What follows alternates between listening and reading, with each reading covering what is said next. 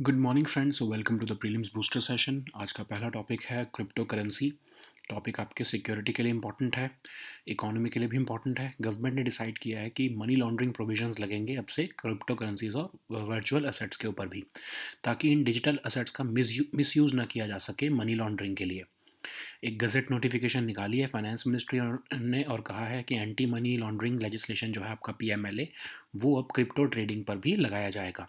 Indian crypto exchanges को कहा गया है कि कोई भी सस्पिशियस एक्टिविटी होती है तो वो फाइनेंशियल इंटेलिजेंस यूनिट जो है उसको रिपोर्ट करे। क्रिप्टो करेंसीज क्या होती हैं? डिजिटल या वर्चुअल करेंसीज हैं जिनकी इंक्रिप्शन की जाती है और उसकी जनरेशन को रेगुलेट किया जाता है, और independently of a central bank ये ऑपरेट करती हैं। डिसेंट्रलाइज्ड हैं, डिस्ट्रीब्यूटेड होती हैं, डिसबर्स किया जाता है इन्हें।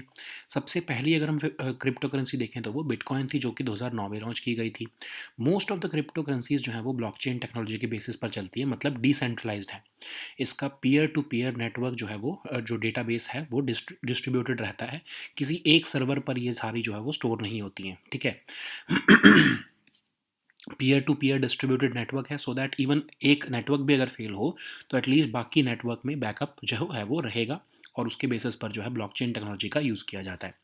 अब हम पीएमएलए देखते हैं। कर्ब मनी लॉन्ड्रिंग को कर्ब करने के लिए इसको इनेक्ट किया गया था 2002 में, और इसमें इवन सीजर ऑफ प्रॉपर्टी भी कर सकते हैं अगर मनी लॉन्ड्रिंग से उसको एक्वायर किया गया तो। एडजुडिकेटिंग अथॉरिटी और एपेलेट ट्रिब्यूनल के भी इसमें प्रोविजंस हैं। Banking companies, financial institutions, intermediaries सबके ऊपर जो है ये लागू होता है, और उनको उनको ऑब्लिगेशन है कि उनको रिकॉर्ड मेंटेन करके रखने पड़ते हैं। टाइम टू टाइम इसमें क्रिटिकल चेंजेस किए जाते हैं गवर्नमेंट द्वारा, और इन्फोर्समेंट डायरेक्टरेट जो है उनको एम्पावर किया जाता है कि वो एक्शन ले सकते हैं, इन्वेस्टिगेशन कर सकते हैं। नेक्स्ट हम टॉपिक देखते हैं फॉरेस्ट फायर्स। एनवायरनमेंट के लिए टॉपिक इंपॉर्टेंट है। फॉरेस्ट फायर्स जो हैं वो आपके उड़ीसा में कंटिन्यू चल रही हैं। पिछले एक हफ्ते में ही सिर्फ जो है 542 केसेस देखने को मिले हैं इन द लास्ट 7 डेज, ठीक है। तो अब हो क्यों रहा है ये? क्योंकि अक्टूबर में से कोई बारिश नहीं हुई है, टेम्परेचर्स भी राइज़ कर रहे हैं, तो उड़ीसा में ये फॉरेस्ट फायर के केसेस देखने को मिल रहे हैं। तो इंडिया में क्या प्लान होता है, कैसे फॉरेस्ट फायर से डील किया जाता है, वो देखते हैं। तो national action plan on forest fire 2018 में गवर्नमेंट लेकर आई थी, ताकि हम जो है इन्फॉर्म कर सके सही टाइम पर, और फॉरेस्ट फ्रिंज कम्युनिटीज़ जो आपकी लोकल कम्युनिटीज़ भी हैं उनको इंसेंटिवाइज भी कर सकें कि वो स्टेट फॉरेस्ट डिपार्टमेंट के साथ काम करके फॉरेस्ट फायर्स को रोकें, ठीक है। अब जो है फॉरेस्ट पर्सोनल और इंस्टीट्यूशंस की भी कैपेबिलिटी को एनहांस करने के लिए ये प्लान लाया गया था। तो अब forest fire prevention and management scheme क्या है? ये अकेली ऐसी सेंट्रली फंडेड स्कीम है जिसमें कि स्टेट्स को डायरेक्टली जो है गवर्नमेंट ऑफ इंडिया असिस्ट करती है कि वो फॉरेस्ट फायर से डील करें। 2017 में स्कीम को लाया गया था। नॉर्थ ईस्टर्न और वेस्टर्न हिमालय रीजन के जो है स्टेट्स को 90-10 के रेशियो में फंडिंग मिलती है, बाकी स्टेट्स को 60-40 के जो है रेशियो में फंडिंग मिलती है। और नेशनल एफॉरेस्टेशन प्रोग्राम के तहत, मिशन फॉर ग्रीन इंडिया के तहत भी जो है वो फंडिंग फॉरेस्ट फायर वर्क के लिए भी स्टेट्स को दी जाती है। जब अगर फॉरेस्ट फायर हो जाए तो क्या होता है? पहली बात तो पता कैसे लगेगा कि फॉरेस्ट फायर हुई है? तो नासा की जो है सैटेलाइट्स हैं, मोडीज और वीर्स, ये दोनों जो हैं फॉरेस्ट सर्वे ऑफ इंडिया को बताती हैं कि आपके इस एरिया में जो है फायर लग चुकी है। फिर फॉरेस्ट सर्वे ऑफ इंडिया उस डेटा को एनालाइज करता है, और वो न्यूज़ कंसर्न स्टेट को पास ऑन कर देता है। कंसर्न स्टेट के थ्रू जो है डिविजनल फॉरेस्ट ऑफिसर जो है उस पर्टिकुलर फॉरेस्ट के, उनके पास न्यूज़ जाती है, और फिर जो है वो डीएफओ एक्शन लेते हैं in partnership with local communities, ठीक है। लेकिन होता क्या है कि पहले जो है ये टाइम जो है बहुत लंबा चला जाता था। नासा की सैटेलाइट से आकर डीएफओ लेवल तक जो है न्यूज़ पहुंचने में बहुत टाइम, 5 से 6 घंटे लग जाते थे। लेकिन अभी रिसेंटली हमने इसमें जो है और अच्छे तरीके से इस कम्युनिकेशन गैप जो है हमने गैप को कम किया है, और अब सिर्फ 2 घंटे में ये पूरी न्यूज़ पहुंच जाती है। लेकिन अब हमारी अप्रोच होनी क्या चाहिए, कैसे हम इसको डील करें फॉरेस्ट फायर्स को? पहली बात तो टेक्नोलॉजिकल, हेलीकॉप्टर से जो है फायर रिटार्डेंट केमिकल्स को स्प्रे किया जाता है। फिर कई बार तो नेचुरल बैरियर्स भी लगाए जाते हैं, मतलब स्ट्रीम्स, रोड्स या रिजेस, ताकि जो फायर है वो आगे ना बढ़े, ठीक है। फिर काउंटर फायर भी लगाई जाती है। एक जगह पर अगर फायर हुई है तो उसके आसपास के एरिया में फायर जो है उससे एक मैनेज फायर के थ्रू जो है उसको कट ऑफ कर दिया जाता है उस फायर को, ताकि आगे वो फायर फैले ना, ठीक है। फिर जो है जो लोग हैं, जब उनको कम्युनिटी को इसमें इन्वॉल्व किया जाता है तो उस फायर को बीट करने की कोशिश भी की जाती है। लेकिन प्रॉब्लम क्या है कि फॉरेस्ट डिपार्टमेंट के पास इतने पर्सोनल नहीं है कि वो फॉरेस्ट फायर्स के साथ डील कर सके, इसलिए लोकल विलेजेस को इन्वॉल्व करना बहुत ही इंपॉर्टेंट हो जाता है। नेक्स्ट हम टॉपिक देखते हैं पुलिस एंड जुडिशियल कस्टडी। ये टॉपिक आपके गवर्नेंस के लिए इंपॉर्टेंट है। दिल्ली राउज एवेन्यू कोर्ट ने दिल्ली के डिप्टी चीफ मिनिस्टर को जो है, फॉर्मर डिप्टी चीफ मिनिस्टर जो है, उनको जुडिशियल कस्टडी में भेज दिया है। तो अब हम देखते हैं जुडिशियल कस्टडी क्या होती है और पुलिस और जुडिशियल कस्टडी में फ़र्क क्या होता है। तो आपको पता है सीआरपीसी सारे ये चीज़ें डील करती हैं। ये 1973 नहीं, 1873 होगा। 1873 में जो है सीआरपीसी आया था। चैप्टर 5 ऑफ सीआरपीसी जो है वो अब पूरी डिटेल बताता है कि कैसे किसी पर्सन को अरेस्ट किया जा सकता है। एक अरेस्टेड पर्सन के पास राइट होता है कि उसको ग्राउंड्स ऑफ अरेस्ट बताए जाएं, उसका मेडिकल एग्जाम हो और 24 घंटे के अंदर अंदर उसको एक मैजिस्ट्रेट के पास पेश किया जाए नॉर्मल सर्कमस्टांसिस में। आर्टिकल 22 ऑफ द कॉन्स्टिट्यूशन जो है वो ये सारे प्रोविजंस जो है अरेस्ट ऑफ और डिटेंशन के जो है प्रोविजंस जो है वो इंडिया में रेगुलेट करता है। अब पुलिस कस्टडी क्या होती है और जुडिशियल कस्टडी क्या होती है। तो सेक्शन 167 ऑफ सीआरपीसी जो है वो कहता है कि आपको मैजिस्ट्रेट के पास लेकर जाना है, पुलिस को कहते हैं, ठीक है। मैजिस्ट्रेट जो है वो 15 दिन की पुलिस जो है कस्टडी दे सकता है पुलिस को, ताकि पर्सन को एक लॉकअप में रखा जाए और with in the custody of the police officer रखा जाए और उसके साथ जो भी इन्वेस्टिगेशन की जा सके। जब वो 15 दिन ख़त्म हो जाते हैं तो पुलिस के पास ये जो है वो एक तरह से ऑप्शन होता है कि वो मजिस्ट्रेट से जुडिशियल कस्टडी की डिमांड कर सके। जुडिशियल कस्टडी में क्या होता है कि पर्सन जो है वो जुडिशियल मजिस्ट्रेट के परव्यू में होता है किसी सेंट्रल या फिर स्टेट प्रिजन में। पुलिस कस्टडी में क्या था कि उसको पुलिस जो है लॉकअप में रखा जाता है उस पर्सन को, लेकिन जुडिशियल कस्टडी में उसको सेंट्रल या स्टेट जो है प्रिजन्स होती हैं उसमें भेज दिया जाता है, सेंट्रल जेल में या स्टेट जेल में। जुडिशियल कस्टडी में जो है पर्सन के पास राइट हो जाता है कि वो बेल अप्लाई कर सकता है और जुडिशियल कस्टडी जो है वो 60 से 90 दिन जो है वो टोटल उतना ही एक बार में एक्सटेंड की जा सकती है। तो अब डिफरेंस क्या हुआ जुडिशियल कस्टडी और पुलिस कस्टडी में? बेसिकली आपकी प्लेस ऑफ डिटेंशन का फ़र्क पड़ गया, ठीक है। पुलिस कस्टडी में तो आपको लॉकअप में रखा गया है पुलिस की जो है पुलिस स्टेशन में, लेकिन जुडिशियल कस्टडी में आपको सेंट्रल या स्टेट प्रिजन में रखा गया है और उसमें आपकी इन्वेस्टिगेशन अगर करनी है तो कोर्ट की परमिशन चाहिए होगी, पुलिस डायरेक्टली आके आपसे इन्वेस्टिगेशन नहीं कर सकती। पुलिस कस्टडी में आपके पास राइट टू लीगल काउंसिल होता है, राइट टू बी इन्फॉर्म्ड भी होता है, और जुडिशियल कस्टडी में तो प्रिजन मैनुअल जो है वो आ जाती है और जो है कंडक्ट ऑफ द पर्सन को गाइड करती है, ठीक है। नेक्स्ट हम टॉपिक देखते हैं हर पेमेंट डिजिटल मिशन। इकोनॉमी के लिए टॉपिक इंपॉर्टेंट है। रिजर्व बैंक ऑफ इंडिया ने एक प्रोग्राम चलाया है हर पेमेंट डिजिटल मिशन, जिसमें कि पेमेंट सिस्टम ऑपरेटर्स को 75 विलेजेस को अडॉप्ट करना होगा और उनको डिजिटल पेमेंट इनेबल्ड विलेजेस में कन्वर्ट करना होगा। कैसे करेंगे वो? बेसिकली वो हर विलेज में कम से कम 2 कैंप्स लगाएंगे इन विलेजेस में और लोगों को अवेयरनेस जनरेट करेंगे कि कैसे डिजिटल पेमेंट्स की जाती हैं। अब हम देखते हैं डिजिटल पेमेंट्स कैसे एवोल्यूशन कैसे हुआ है इंडिया में। आरबीआई ने जो है पेमेंट सिस्टम जो है वो 1998 में जो है इसके ऊपर एक डॉक्यूमेंट पब्लिश किया और 2004 में पाथ ब्रेकिंग आरटीजीएस जो है वो लॉन्च किया गया। उसके बाद एनईएफटी भी लॉन्च किया गया। लेकिन सबसे बड़ा जो चेंज हमको देखने को मिला वो तब हुआ जब 2009 में गवर्नमेंट ने आरबीआई ने 10 लीड बैंक्स के साथ मिलकर national payments corporation of India को बनाया। इवन उस टाइम के आरबीआई के जो गवर्नर थे डॉक्टर वाई रेड्डी जो, उन्होंने भी इसको जो है वो super highway for digital payments के नाम से अप्रिशिएट किया था, ठीक है। लेकिन फिर भी जो है यूपीआई भी आ गया, फिर भी कुछ कंसर्न्स हैं हमारे पास अभी भी, ठीक है। पहले तो कहा जाता है कि जो है ये कॉरपोरेशन जो है फुली सपोर्टेड बाय आरबीआई होनी चाहिए, क्योंकि ऑफ कोर्स डिजिटल पेमेंट जो है वो बहुत ही इंपॉर्टेंट है हमारे लिए। और अननेसेसरी जो है वो जो एक्सपेक्टेशंस रखी जाती हैं कि जो है प्रॉफिट की आपके एनपीसीआई से उसको कम करना चाहिए। प्रॉफिट जनरेशन का उसका ऑब्जेक्टिव ही नहीं है, लेकिन फिर भी क्योंकि एनपीसीआई जो है उसको इंफ्रास्ट्रक्चर को बढ़ाना है आगे अपने, तो उसको पैसे की ज़रूरत पड़ती है। तो क्या किया जा सकता है, उसके शेयर्स जो है वो निकाले जा सकते हैं और उसको ऑफ कोर्स स्टॉक मार्केट में लिस्ट किया जा सकता है। ऑफ कोर्स इन्वेस्टर्स भी आएंगे और उससे जो है विंडफॉल गेन्स इन्वेस्टर्स को भी मिलेगा, क्योंकि एनपीसीआई ऑफ कोर्स जो है वो आपकी बहुत ही एफिशिएंटली जो है वो काम करने वाली एजेंसी है, ठीक है। अब क्या किया जाना चाहिए कि हम फाइनेंशियल इंक्लूजन को कैसे जो है वो हम बढ़ा सकते हैं।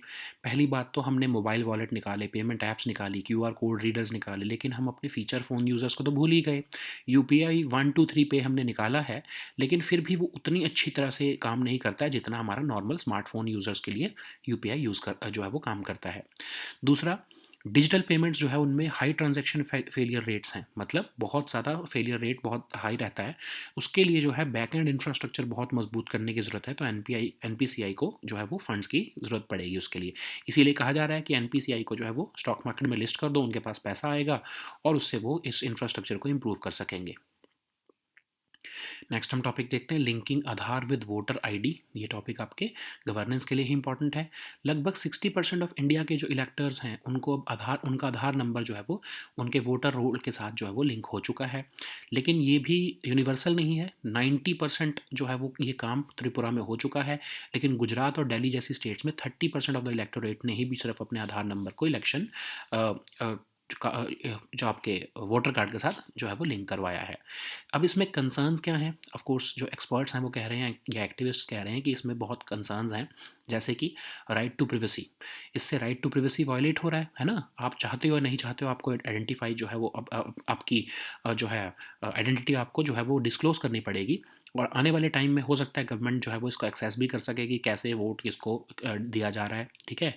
इसमें कहा गया कि जो ईसीआई है उन्होंने तो कहा कि हम डी डुप्लीकेट करना चाहते हैं वोटर डेटाबेस को, लेकिन 2015 में सुप्रीम कोर्ट ने इस नेशनल इलेक्शन रोल प्योरिफिकेशन और ऑथेंटिकेशन प्रोग्राम को जो है वो हॉल्ट किया।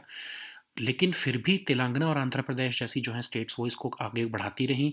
लेकिन इस प्योरिफिकेशन को से की ड्राइव से ये देखा गया कि 2018 में इन स्टेट्स में लगभग 55 लाख वोटर जो है उनको आर्बिट्रेरली डिलीट कर दिया गया था वोटर डेटाबेस से, ठीक है। तो ऑफ कोर्स जो है इसका नुकसान बहुत ज़्यादा, डिसइनफ्रेंचाइज हो रहे हैं लोग, ठीक है। तो इसीलिए कहा जा रहा है कि ऐसे मेजर्स तभी करने चाहिए जब आपके पास कोई ऑप्शन नहीं बचता है, लास्ट रिजॉर्ट होना चाहिए ये।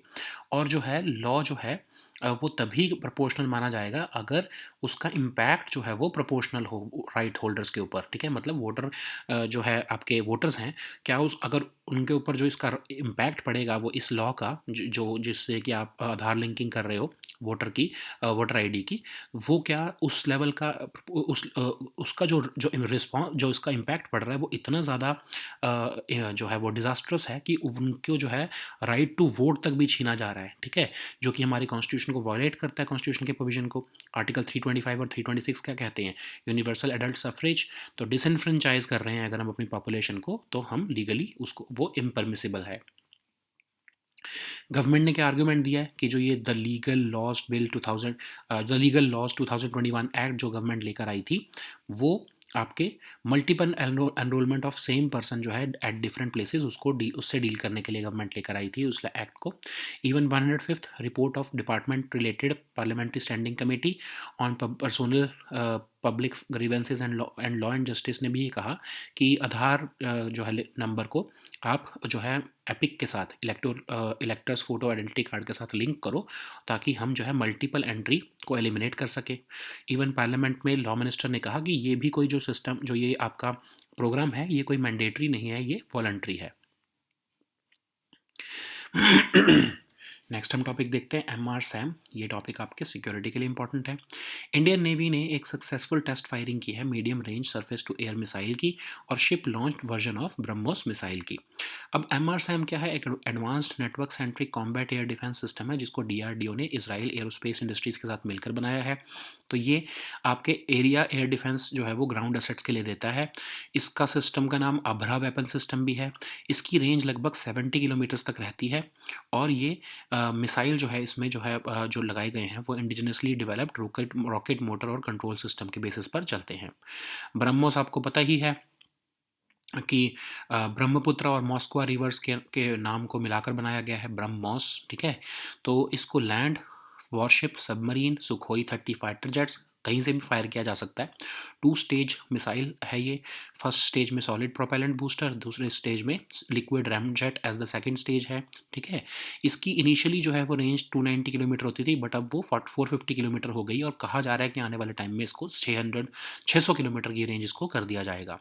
अगर हम इसकी स्पीड देखें तो मैक 2.8 है, जो कि लगभग 3 times more than the speed of sound है। नेक्स्ट हम टॉपिक देखते हैं स्वामी फंड, इकोनॉमी के लिए इम्पॉर्टेंट है। 2019 में जब स्वामी फंड बनाया गया था तब से लेकर आज तक लगभग 20,000 से ज़्यादा घर इस फंड से बनाए जा चुके हैं। स्वामी फंड है क्या? Special window for affordable and mid income housing investment fund one, जो कि इंडिया का लार्जेस्ट सोशल इम्पैक्ट फंड है।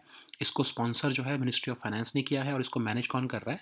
स्टेट बैंक ग्रुप की एक company SBI cap ventures limited. Category 2 alternate investment fund है और इसको सेबी के साथ भी रजिस्टर किया हुआ है। अब जो डिस्ट्रेस्ड प्रोजेक्ट्स होते हैं उनमें जो है फंडिंग का जो है करने के लिए ये स्वामी फंड में से पैसा लिया जाता है। ठीक है। अब ऑल्टरनेट इन्वेस्टमेंट फंड्स क्या होते हैं? ये कोई भी फंड जो कि इनकॉर्पोरेट किया गया है इंडिया में या एस्टेब्लिश किया गया है और प्राइवेटली पूल्ड इन्वेस्टमेंट जो है वो ले रहा है, और सोफिस्टिकेटेड इन्वेस्टर्स ही इसमें सिर्फ जो है इन्वेस्ट करते हैं और एक पर्टिकुलर पर्पस के लिए ही जो है ये इन्वेस्टमेंट की जाती है, ताकि इन्वेस्टर्स उसके लिए क्लियर हों और उनको अपना जो है प्रॉफिट वो उसमें से डिराइव कर सकें। ठीक है। So now let us see all these topics in English.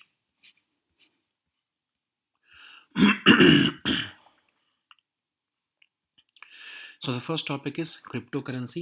This topic is important for your security and economy topics both. Government has recently imposed money laundering provisions on cryptocurrencies or virtual assets, and they have recently released a gazette notification confirming the same. And Finance Ministry has said that anti-money laundering provisions would be applied to crypto trading, safekeeping, and related financial services. The government has even asked the Indian crypto exchanges that they will have to report suspicious activity to the Financial Intelligence Unit of India. So, what are these cryptocurrencies? These are digital or virtual currencies which use encryption techniques to regulate the generation of these units and verify the transfer of funds. So, these generally operate independently of a central bank. That's why they are unsafe in this context, because they are not backed by any underlying asset. Also, these cryptocurrencies are decentralized, distributed, and dispersed. The first such cryptocurrency was Bitcoin, which was introduced in 2009. Most of these cryptocurrencies work on the blockchain technology. So basically, they are peer-to-peer they work on a peer-to-peer distributed network, and they're not confined to just one server. Okay. So what are the provisions? What is this PMLA Act of 2002? So it was enacted to curb money laundering and to provide for seizure of property derived from money laundering. So of course there will be an adjudicating authority and appellate tribunal also, and it puts obligation on banking companies, financial institutions, and intermediaries to maintain the records. And this act undergoes various critical changes from time to time. Uh, and as recently as in 2019, certain changes were made to this act, and this act empowers the officers of enforcement directorate to carry out investigations in these money laundering cases. So the next topic is forest fires. This topic is important for your environment section. So recently, almost 542 cases of forest fires have been reported in Odisha in the last 7 days. So because of no rain since October and rising temperatures, Odisha is witnessing this rising cases of forest fires. So what are the plans for in India with respect to for tackling the forest fires? So we have this National Action Plan on Forest Fire, which was launched in 2018 to minimize forest fires by informing, enabling, and empowering forest communities and incentivizing them to work with the local or state forest departments. So we also have this forest fire prevention and management scheme, which was launched in 2017, and it is the only centrally funded program which is specifically dedicated to assist the states in dealing with forest fires.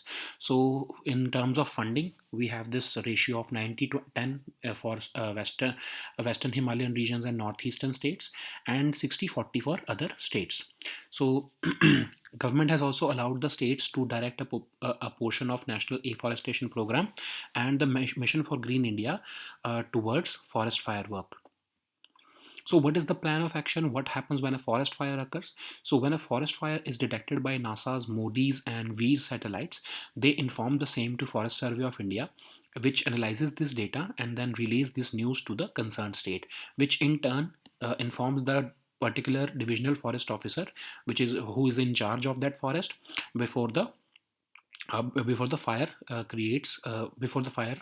rages. Okay, so initially when this system was adopted, there was a time gap of about 5 to 6 hours when the fire was reported and the news that was reached to the local officials. But now that time has been reduced to 2 hours recently. So what is our response and how we can improve it? Of course, first, of course, whenever such a forest fire is reported, then we have this technological response in which the helicopters or ground-based personnel spray fire retardant chemicals or pump water to fight the blaze. And then if that does not help, then we use natural barriers like streams, roads, ridges, and fire lines along hillsides or across plains, so that we can seclude the forest fire. Even a counter fire is set up so that this fire becomes unapproachable for humans, especially by clearing the combustibles and other substances. uh, but most practical way is to have people with leafy green, and they actually beat out the fire in the forest. But there is certain problem in that also, because there is there is lack of forest department personnel. So there is a need to involve local villagers in this operations. Okay, so the next topic is police and judicial custody. This topic is important for your governance section. So Delhi's Rouse Avenue Court has recently sent former Deputy Chief Minister of Delhi to judicial custody till 20th March. So the arrest of an individual is dealt by CRPC 1873 in India. So chapter 5 of CRPC deals with the legal provisions about the arrest. An arrested person has the right to be informed about the grounds of arrest, and then whenever a person is arrested, then an examination by a medical practitioner is mandatory. After the arrest, the arresting authority cannot detain a person in custody for more than 24 hours without producing him or her before a magistrate. So Article 22 of the 22 of the Constitution deals with this entire issue. And what is the difference between police custody and judicial custody? First of all, we have to understand that whenever a person is arrested, then within 24 hours, as per section 167 of CRPC, the person has to be uh, produced before the magistrate, who can allot the custody of police or police custody of that person for 15 days as a whole. And then a person is confined in a lockup at the police station under the custody of the police officer in this police custody. After the lapse of 15 days, then the person is further remanded to judicial the person can be further remanded to judicial custody. And in that case, this judicial custody means that the person will have to be detained by the under the purview of the judicial magistrate in a central or a state prison. So in judicial custody, the person can apply for a bail, and the judicial custody can only be extended up to 60 or 90 days as a whole. So what is the difference between this judicial custody and police custody? So in the difference lies between in the purview and place of detention. So in police custody, the investigating authority can interrogate a person, whereas in a judicial custody, the officials have to take permission of the court for questioning the accused person. In police custody, the person has the right to legal counsel, right to be informed also. But in judicial custody, what happens is that the prison manual comes into picture, and the routine conduct of the person is guided through that prison manuals. So the next topic is Her Payment Digital Mission. This topic is important for your economy section. So RBI has recently launched a program to adopt 75 villages and convert them into digital payment enabled villages. So what is this mission? So this mission is basically asking the payment system operators to adopt these villages and conduct at least 2 camps in each of these villages and improve awareness and onboard merchants for digital payments in these villages. So while we are looking at it, let us also see how the digital payment system in India has evolved. So RBI captured the payment systems in India and published this document in 1998, and in 2004 this RTGS system was launched by RBI, and RBI also introduced the NEFT later on. And of course now our NEFT and our RTGS both are available round the clock since 2020. Uh, Then the most important feat was the formation of National Payments Corporation of India, which was set up in by the RBI with in partnership with 10 lead banks in 2009, and it was labeled as a super highway for digital payments by the then RBI Governor Dr. Y.V. Reddy. But there are certain concerns also that this corporation has to be fully supported by the RBI. It is necessary to contain expectations of profits from NPCI because it is doing the public purpose.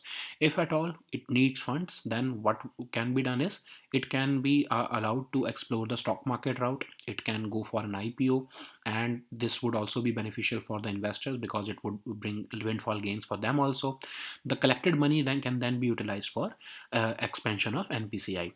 So what is the way forward here? Of course, first of course is that we have to ensure that we should not be focusing just upon the smartphone users. We should also focus upon the featured phone users, and the UPI 1 to 3 pay system for feature phones is woefully inadequate. So we have to also generate awareness about this particular thing. Also, we have seen that digital payments face high transaction failure rates, which means that the NPCI has not been able to match up the requisite infrastructure. So we have to make adequate investments in backend infrastructure, and for that, the investments can be made using the stock market route. So the next topic is linking Aadhaar with voter ID. This topic is important for your governance section.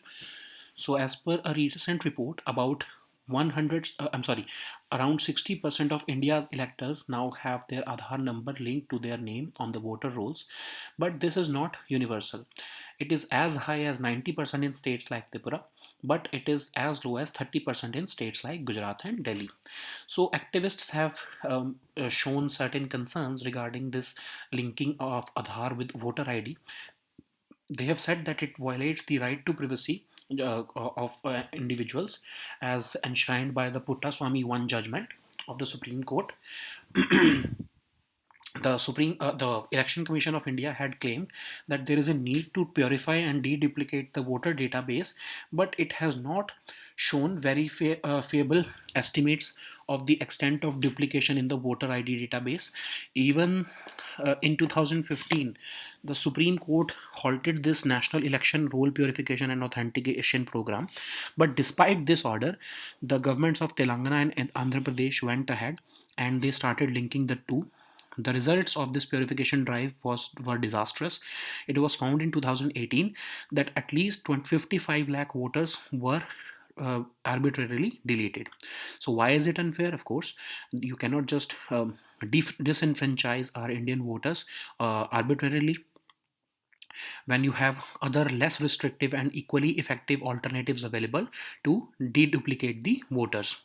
A law can be considered proportional only if its impact is proportionate, but in this case, the impact is disproportionate, which means that the impact is as uh, punishing as just disenfranchising the voter itself. So, Article 325 and Article 326 of the Constitution says that we have universal adult suffrage, but when you are disenfranchising our voters, then it is not legally permissible. The government is making the argument that this Election Laws Amendment Act has electoral reforms that have been discussed for a long time. It also solves the problem of multiple enrollments of the same person in different places. It also instantly alerts the existence of previous registrations also. There was a 105th report of department related parliamentary standing committee on personal uh, public grievances and law and justice, which said that we should be going ahead with this voter ID and Aadhaar linking. Also, the parliament in the parliament, the law minister said that this Aadhaar linking with voter ID card is just voluntary. So the next topic is MRSAM. This topic is important for your security section. So Indian Navy has recently carried out a successful test firing of a medium-range surface-to-air missile and a ship-launched version of BrahMos missile. So MRSAM is basically an advanced network-centric combat air defense system designed by, jointly developed by DRDO and Israel Aerospace Industries, and it provides point and area air defense for ground assets. It is also called the Abra weapon system, and it has its range up to 70 kilometers. So this missile is powered by an indigenously developed rocket motor and control system also, so that it can achieve high maneuverability during the terminal phase. What is BrahMos? We know that it is an amalgamation of the two rivers. This name is an amalgamation of two rivers, Brahmaputra and Moskva rivers. And this missile can be fired from land, warships, submarines, and Sukhoi 30 fighter jets. It's a two-stage missile system, with the first stage being solid propellant booster, and the second stage is liquid ramjet. Uh, and it has an extended range of about 450 kilometers. Initially the range was just 290 kilometers, but now it has been extended to 450 kilometers, and the government is planning rather to extend it to further to 600 kilometers. It has a speed of about Mach 2.8, which means that it is three times the more than the speed of sound. So the next topic is Swami Fund. This topic is again important for your economy section. So since its inception in 2019, Swami Fund has been able to complete over 20,500 homes. And what is Swami Fund? It's a special window for affordable and mid-income housing investment fund one, which is India's largest social impact fund, and it is formed for completing stressed and stalled residential projects. It is sponsored by the Ministry of Finance, and it is managed by the SBI Cap Ventures Limited, which is a State Bank Group company. So this is a category 2 AIF, which is a debt fund registered with SEBI. It is considered as the this fund is not the for the first this is not the first option for the for the funding, but it is the last lender of last resort for the distressed projects. So what is an alternative investment fund? Which it means that any fund which is established or incorporated in India, but for a privately pooled invest for through a privately pooled investment, and it collects funds from sophisticated investors only. And this investment is catered only for a defined investment purpose, for the benefit of its investors. Okay, so these were our topics for today. We'll meet next time with new topics. Until then, goodbye and take care.